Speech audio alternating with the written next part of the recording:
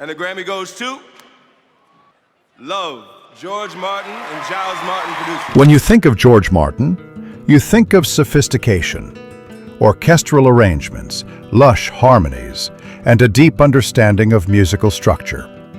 He was the man behind the Beatles' revolutionary sound, the polished architect of chaos, the gentleman who turned raw ideas into timeless records. But in the late 1970s, something happened that shook him and the entire British music scene to its core. The punk explosion. Bands like the Sex Pistols, The Clash, and The Damned arrived like a sledgehammer, smashing through everything George Martin had helped build. The elegance, the perfectionism, the control. Punk didn't care about melody or sophistication. It was energy, rebellion, and attitude. And for George Martin, it was a cultural earthquake that redefined what music could be. By 1975, rock music had become monumental. Queen was building stadium anthems. Led Zeppelin was crafting thunderous epics.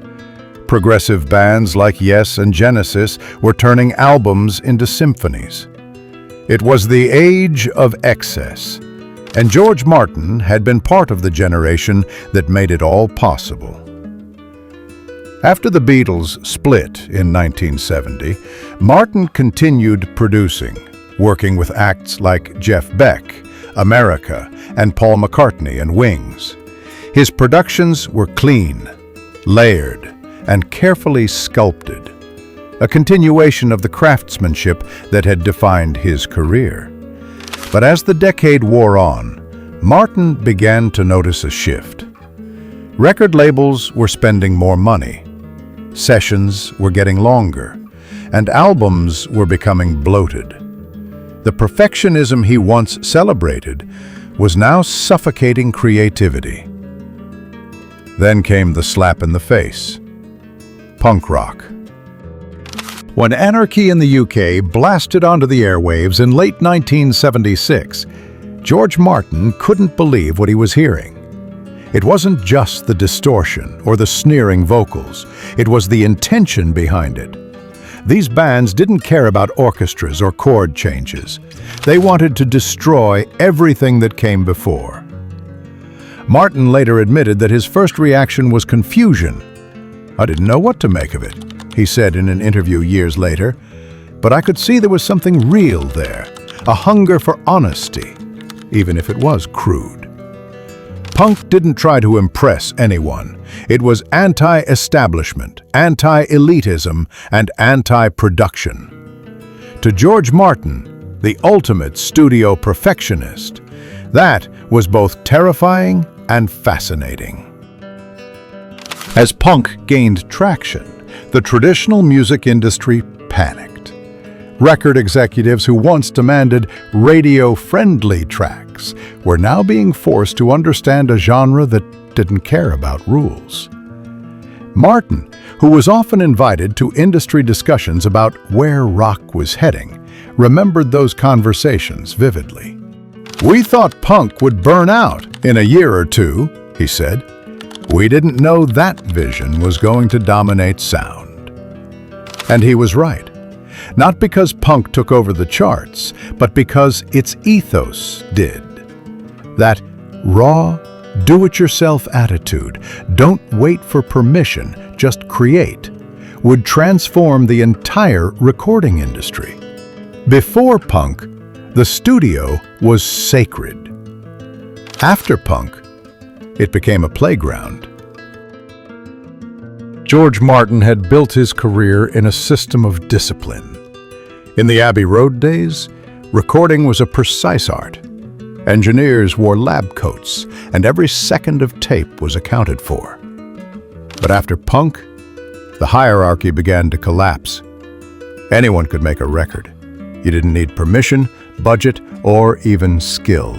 All you needed was passion and noise. Martin called this shift the democratization of music. He understood that punk had broken down the wall between the artist and the audience. It wasn't about perfection anymore. It was about connection. For a man who had once orchestrated masterpieces like Eleanor Rigby and A Day in the Life, this realization was both humbling and liberating. He admired the courage it took to tear down the system he'd helped create.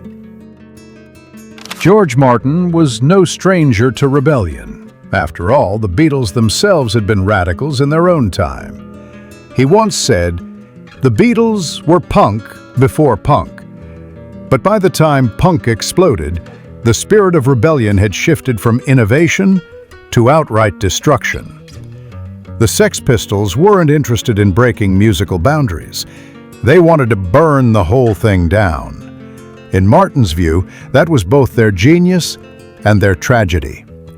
He respected their energy, but mourned the loss of musicality. There was brilliance in their rawness, he said, but there was also despair. They didn't care what came next. Still, he couldn't deny that punk reignited something in British music that had been missing for years: danger. By the early 1980s, the aftershocks of punk were everywhere.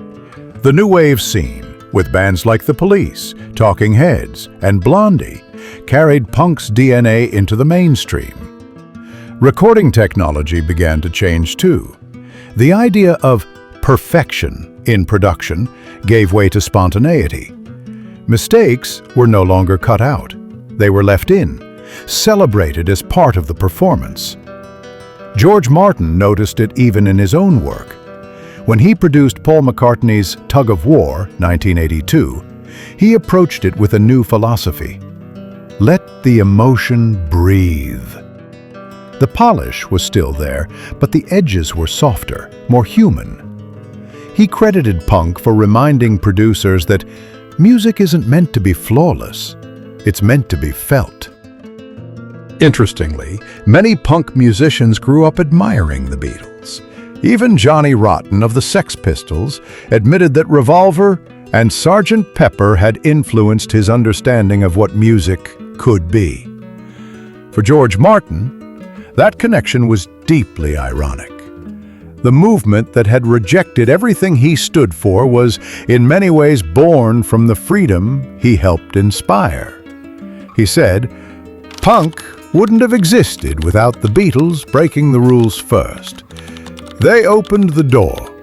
Punk just kicked it off its hinges." It was a rare acknowledgement that history moves in cycles. The rebels of one era become the establishment of the next, and the process repeats forever.